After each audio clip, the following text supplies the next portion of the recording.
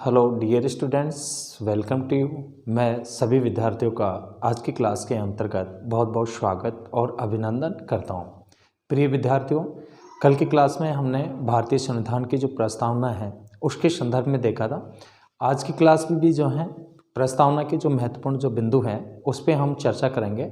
Dear students, कल हमने बात की थी कि प्रत्येक देश का क्या होता है, एक संविधान होता है और संविधान में के प्रारंभ में जो है एक प्रस्तावना होती है। प्रस्तावना कोई भी संविधान या अधिनियम के जो मुख्य आदर्श होते हैं, प्रयोजन होते हैं, लक्ष्य होते हैं, उनको क्या करती हैं, स्पष्ट करती हैं। तो डियर स्टूडेंट्स, अमेरिका के जो संविधान की भांति हमारे संविधान निर्माताओं ने भी जो है भारतीय संविधान के प्रारंभ में एक प्रस्तावना को रखा है, तो जिसे ठाकुरदास भार्गव ने संविधान की कुंजी और संविधान की आत्मा आदि के नामों की क्या दी हैं, संज्ञा दी हैं। तो प्रिय विद्यार्थियों, जो है हमने बात की थी जो प्रस्तावना है, प्रस्तावना में जो निहित जो भाव हैं, इसके अलावा इसकी जो भाषा शैली है और ये जो है ऑस्ट्रेलिया के संविधान से क्या है, प्रभावित है। और हमारी संविधान की जो प्रस्तावना है, प्रस्तावना में जो है मुख्यतः जो है विश्व का जो आधुनिक विश्व की जो क्रांतियाँ रही हैं,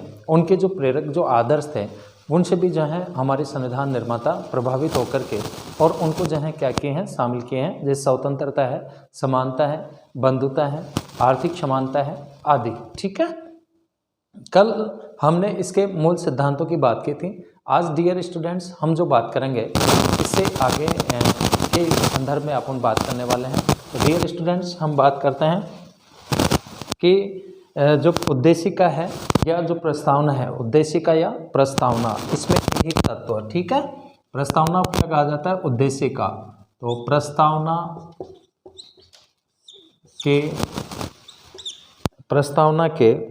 प्रस्तावना में मुख्य निहित जो तत्व हैं, प्रस्तावना में निहित तत्वों की बात करेंगे अपन।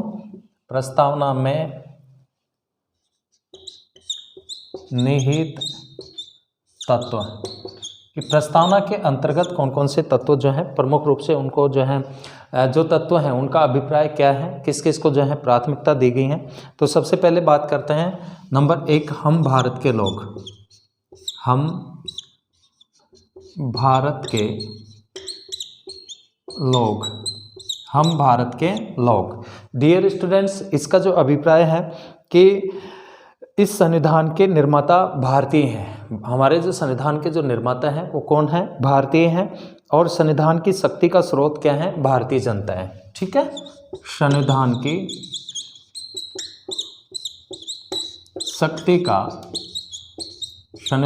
शक्ति का स्रोत किसे माना गया है, भारतीय जनता को, भारतीय जनता को। ठीक है, तो संविधान का स्रोत क्या है, भारतीय जनता है। इसके अलावा दूसरा जो आता है वो संपूर्ण प्रभुत्व संपन्न, संपूर्ण प्रभुत्व संपन्न। ठीक है, संपूर्ण प्रभुत्व संपन्न। डियर स्टूडेंट्स, इसका जो तात्पर्य है संपूर्ण प्रभुत्व जो संपन्न है, इसका मतलब है कि प्रस्तावना में संपूर्ण प्रभुत्व जो संपन्न है, ये शब्द का प्रयोग इस बात का परिचायक है कि भारत के आंतरिक और वैदेशिक मामलों में भारत सरकार सार्वभौम रूप से जो है स्वतंत्र है और भारत अपने आंतरिक और विदेशी संबंधों के मामले में कोई भी स्वतंत्र निर्णय करने की ताकत जो है प्रमुख रूप से रखता है। इसके अलावा वह किसी अन्य विदेशी सत्ता के अधीन नहीं है। ठीक है, यानी प्रभुत्व संपन्न है। डियर स्टूडेंट्स, जैसा आप जानते हैं कि राज्य होता है और राज्य के 4 तत्व होते हैं, जिसमें जनसंख्या आती है, निश्चित भूभाग आता है, सरकार आती है और संप्रभुता आती है। ठीक है, तो हमारा जो देश है संपूर्ण प्रभुत्व संपन्न है। इस बात का जो है इसमें निहित जो है तत्व है कि हमारे आंतरिक और बाहरी मामलों में कोई दखल अंदाजी नहीं कर सकता और स्वतंत्र निर्णय करने की जो है भारत क्या रखता है, क्षमता रखता है। ठीक है, उसके बाद में आता है पंथ निरपेक्ष, सेकुलर। नंबर 3 पे बात करते हैं पंथ निरपेक्ष। पंथ निरपेक्ष, डियर स्टूडेंट्स, जैसा आप जानते हैं कि पंथ निरपेक्ष, समाजवाद और अखंडता, ये जो 3 शब्द थे ये भारतीय संविधान की प्रस्तावना में जो है 42वें संविधान संशोधन के द्वारा जो है क्या किया गया था, शामिल किया गया था। प्रस्तावना में संशोधन की हम बात करते हैं तो संशोधन केवल एक बार हुआ है और वो जो संशोधन था वो था 42वां, ठीक है, जिसे मिनी कॉन्स्टिट्यूशन के नाम से भी जाना जाता है। 42वां संविधान संशोधन 1976 में। इस संशोधन के द्वारा संविधान की जो प्रस्तावना है इसमें 3 प्रमुख शब्द जोड़े गए। एक तो पंथ निरपेक्ष, कौन सा शब्द, पंथ निरपेक्ष, जिसकी हम बात कर रहे हैं, पंथ निरपेक्ष। दूसरा समाजवाद, समाजवाद, और तीसरा जो है अखंडता।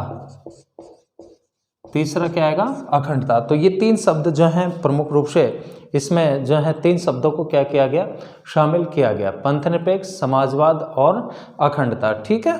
ये 3 शब्द इसमें जोड़े गए। तो डियर स्टूडेंट्स, पंथ निरपेक्ष राज्य का मतलब है कि वह राज्य जिसका अपना कोई राजकीय धर्म नहीं होता है और सभी धर्मों को, लोगों को जो है समानता का अवसर जो है उनको समान दृष्टि से देखा जाता है। राज्य धर्म के आधार पर किसी के साथ में कोई भेदभाव नहीं करता है, सभी को धार्मिक क्या होती है, धार्मिक स्वतंत्रता का अधिकार होता है। तो पंथ निरपेक्षता जो है 42वें संविधान संशोधन के द्वारा इसको जो है भारतीय संविधान की जो प्रस्तावना है उसमें इसको क्या किया गया था, शामिल किया गया था। उसके बाद में आता है लोकतंत्रात्मक, लोकतंत्रात्मक, लोकतंत्रात्मक या डेमोक्रेटिक, लोकतांत्रिक जो है इसका जो मतलब है कि इस बात का परिचायक है कि भारत की सरकार की शक्ति का स्रोत कौन है, भारतीय जनता है, जिसका प्रयोग जनता प्रत्यक्ष या अपने प्रतिनिधियों के माध्यम से करती है, ठीक है, कि जनता के माध्यम से, जनता का, जनता के लिए, जनता द्वारा जो शासन होता है वो लोकतंत्र होता है। और आज विश्व के ज़्यादातर देशों में जो है लोकतांत्रिक शासन प्रणाली को क्या किया गया है, स्वीकार किया गया, ठीक है। इसके बाद में आता है गणराज्य। नेक्स्ट वर्ड आता है गणराज्य, गणराज्य। डियर स्टूडेंट्स, गणराज्य का मतलब होता है कि इस बात का परिचायक है, यह बात नहीं थी कि भारतीय संघ का जो प्रधान होता है, और संघ का जो प्रधान होता है कौन होता है, राष्ट्रपति होता है, ठीक है। राष्ट्रपति का जो पद है वो वंशानुगत न होकर के और जनता के द्वारा अप्रत्यक्ष रूप से क्या होता है, निर्वाचित होता है, ठीक है। तो वंशानुगत नहीं है और नागरिक किसी भी पद पर आसीन होने की जो है क्या रखते हैं, अर्हता या योग्यता रखते हैं, ठीक है। नेक्स्ट आता है न्याय, जस्टिस, न्याय। न्याय का जो तात्पर्य है डियर स्टूडेंट्स कि संविधान की जो प्रस्तावना है इसमें नागरिकों को आर्थिक, राजनीतिक और सामाजिक न्याय की क्या दी गई है, गारंटी दी गई है। और न्याय का अर्थ यह है कि राज्य को एक या कुछ लोगों को नहीं बल्कि सर्वसाधारण के कल्याण के लिए, सभी आम जन के लिए कल्याण का उद्देश्य अपने सामने जो है रखना चाहिए। और सामाजिक न्याय का मतलब ये होता है कि हर व्यक्ति के साथ में समानता का व्यवहार किया जाए, किसी भी व्यक्ति के साथ में जाति, धर्म, लिंग, वंश आदि के आधार पर किसी भी प्रकार का कोई भेदभाव नहीं किया जाएगा, ठीक है। ये क्या होता है, सामाजिक न्याय होता है, यानी सभी के साथ में समान व्यवहार करना। इसके बाद में इसका मतलब ये भी है कि समाज में किसी वर्ग विशेष के लिए विशेष अधिकारों की अनुपस्थिति और अनुसूचित जाति, जनजाति, अन्य पिछड़े वर्ग और महिलाओं की स्थिति में क्या करना है, सुधार करना है, ठीक है। उसके बाद में आर्थिक न्याय। आर्थिक न्याय का मतलब है कि आर्थिक कारणों के आधार पर किसी भी व्यक्ति से जो है भेदभाव नहीं किया जाए, ठीक है डियर स्टूडेंट्स। उसके बाद में आता है समाजवाद। नेक्स्ट वर्ड आता है समाजवाद। और जैसा आप जानते हैं कि समाजवाद को भी जो है 42वें संविधान संशोधन के द्वारा भारतीय संविधान की जो है प्रस्तावना में जोड़ा गया था। और हालांकि प्रस्तावना में प्रयुक्त जो आर्थिक न्याय पदावधि में समाजवाद की अवधारणा अंतर्निहित है। भारतीय समाजवाद का स्वरूप जो है लोकतांत्रिक समाजवाद का है। कैसा है, लोकतांत्रिक समाजवाद, जिसे राज्याश्रित समाजवाद भी कहते हैं। समाजवाद का मतलब होता है कि समाज में आय, प्रतिष्ठा और जीवन यापन के स्तर में जो विषमता है उसका क्या करना है, अंत करना है। और एक इस प्रकार की शासन प्रणाली को स्थापित करना होता है जिसके माध्यम से उत्पादन और वितरण के साधनों का राष्ट्रीयकरण करते हुए इनका जो उपयोग है वो किसके हित में किया जाए, वो समाज के हित में किया जाए। ठीक है, किसके हित में? समाजवाद के हित में। तो भारत में कौन से समाजवाद को अपनाया गया है? लोकतांत्रिक डेमोक्रेटिक सोशलिज्म, लोकतांत्रिक समाजवाद को। ठीक है, इस मॉडल को जो है हमारे यहाँ पे स्वीकार किया गया है। डियर स्टूडेंट्स, इसके बाद में जो है एकता और अखंडता की संविधान की मूल प्रस्तावना में एकता ही शब्द था, लेकिन जो अखंडता है ये भी 42वें संविधान संशोधन के द्वारा जोड़ा गया। ठीक है, कौन सा वर्ड?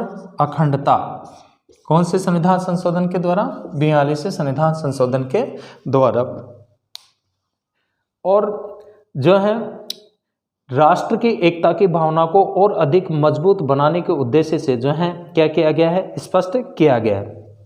तो डियर स्टूडेंट्स, ये हमने जो प्रमुख रूप से बात की, ये हमारे भारतीय संविधान की प्रस्तावना में निहित क्या है? प्रमुख तत्व हैं। ठीक है, क्या क्या हो गए? एक तो हो गया हम भारत के लोग, इसके अलावा संपूर्ण प्रभुत्व संपन्न, इसके अलावा पंथ निरपेक्ष, इसके अलावा समाजवाद, इसके अलावा लोकतांत्रिक, इसके अलावा गणराज्य। ठीक है, न्याय, जस्टिस और अखंडता, ये निहित क्या है? प्रमुख तत्व हैं। ठीक है, और आपको ये ध्यान रखना है कि भारतीय संविधान की जो प्रस्तावना है उसमें केवल एक ही बार आज तक जो है संशोधन हुआ है, और संशोधन जो था वो 42वां संविधान संशोधन था। कौन सा संविधान संशोधन था? 42वां संविधान संशोधन। ठीक है, इसके बाद में हम बात करते हैं कि प्रस्तावना पर जो न्यायिक दृष्टिकोण, प्रस्तावना पर न्यायिक दृष्टिकोण, प्रस्तावना पर न्यायिक दृष्टिकोण।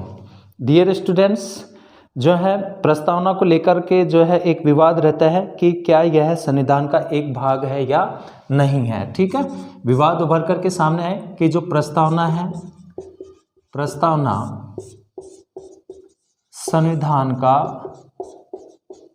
संविधान का भाग है या नहीं है। ठीक है, इसको लेकर के विवाद उत्पन्न हुए हैं, जिनकी हम बात करेंगे। सबसे पहले बेरूबारी यूनियनवाद। सबसे पहले कौन सा है? बेरूबारी यूनियनवाद। ठीक है, बेरूबारी यूनियनवाद कब आया ये? 1960 में, 1960 में। ठीक है, कौन सा वाद? बेरूबारी यूनियनवाद 1960 में।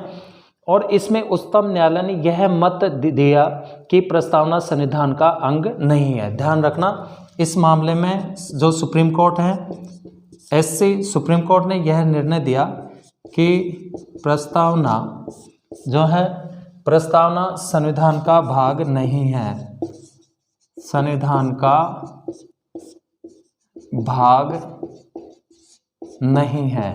ठीक है, कौन से वाले वाद में? बेरूबारी वाले वाद में किसने? सर्वोच्च न्यायालय ने, कि इसका भाग या अंग नहीं है, किंतु यह संविधान निर्माताओं के विचारों को जानने की कुंजी है। कि केवल संविधान निर्माताओं के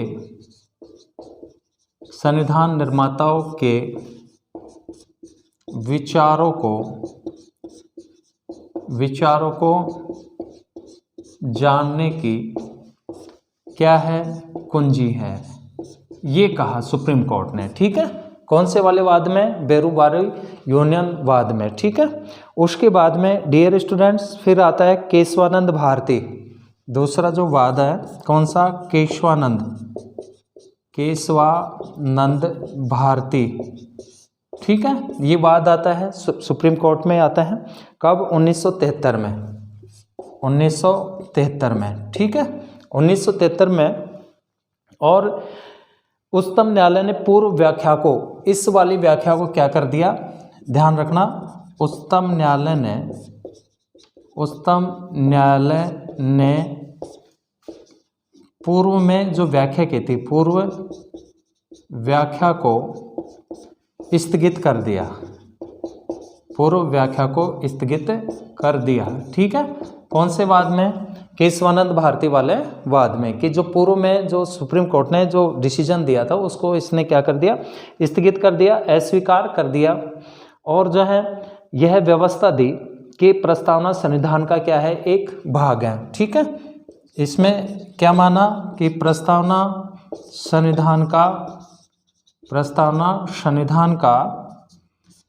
संविधान का एक भाग है। ठीक है, इसमें एक अंग स्वीकार नहीं किया। और बाद में जो है केशवानंद भारती वाले बाद में जो 1973 में आता है, इसमें उच्चतम न्यायालय ने पूर्व व्याख्या को अस्वीकार कर दिया और प्रस्तावना को संविधान का क्या माना, एक भाग माना। ठीक है, दोनों महत्वपूर्ण हैं, ध्यान रखना, कॉम्पिटिटिव लेवल पे भी और जो है यूजी और पीजी क्लास के अंतर्गत भी जो है महत्वपूर्ण क्या है, टॉपिक है। डियर स्टूडेंट्स जो है, और ये कहा कि इसमें संशोधन का अधिकार केवल किसके पास में है, संसद के पास में है। किसके पास होगा, संसद के पास होगा। दूसरे शब्दों में ये कहा जाए कि न्यायालय ने व्यवस्था दी कि प्रस्तावना में निहित मूल विशेषताओं को अनुच्छेद 368 के तहत जो है संशोधित नहीं किया जा सकता, और उसके बावजूद प्रस्तावना न तो विधायिका की शक्ति का स्रोत है या न ही उसकी शक्तियों पर प्रतिबंध लगाता है। यह गैर न्यायिक है, अर्थात इसकी व्यवस्थाओं को न्यायालय में चुनौती नहीं दी जा सकती। इसके बाद में डियर स्टूडेंट्स एक मामला आता है SR बोम्मई। तीसरा जो है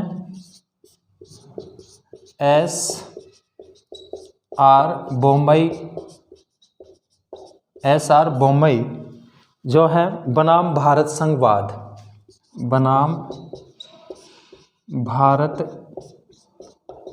संघवाद, SR बोम्मई बनाम भारत संघवाद। ठीक है, और ये था 1994 का, 1994 में। इस वाले वाद में जो है न्यायालय ने उद्देशिका को संविधान का भाग माना है, और LIC ऑफ इंडिया मामले 1995 में पुनः सुप्रीम कोर्ट ने व्यवस्था दी कि प्रस्तावना जो है LIC वाला जो मामला था ये कब का था, 1995 का। ठीक है, इसमें भी सुप्रीम कोर्ट ने कहा कि प्रस्तावना संविधान का आंतरिक हिस्सा है। ठीक है, क्या कहा कि जो प्रस्तावना है, प्रस्तावना संविधान का आंतरिक हिस्सा है। ठीक है, प्रस्तावना संविधान का क्या है, आंतरिक हिस्सा है। कौन से वाले मामले में, LIC वाले वाद में, और जो है SR बोम्मई बनाम भारत संघ वाले वाद में। ठीक है डियर स्टूडेंट्स, तो ये प्रमुख जो है प्रस्तावना पर न्यायिक दृष्टिकोण थे, ध्यान रखना। एक तो बेरूबारी यूनियनवाद 1960 का था ये मामला, जिसमें सुप्रीम कोर्ट ने कहा कि प्रस्तावना जो है संविधान का अंग नहीं है। उसके बाद में केशवानंद वाले भारती वाले वाद में सुप्रीम कोर्ट ने, उच्चतम न्यायालय ने ये कहा कि जो पूर्व जो व्याख्या दी थी कि भाग नहीं है, उसको स्थगित कर दिया, अस्वीकार कर दिया, और प्रस्तावना को संविधान का क्या माना, एक भाग। इसके अलावा SR बोम्मई बनाम भारत संघ वाले वाद में और जो है LIC वाले वाद में कहा कि जो प्रस्तावना है वो संविधान का क्या है, एक पार्ट है। ठीक है, इसके बाद में डियर स्टूडेंट्स प्रस्तावना में संशोधन की बात करते हैं।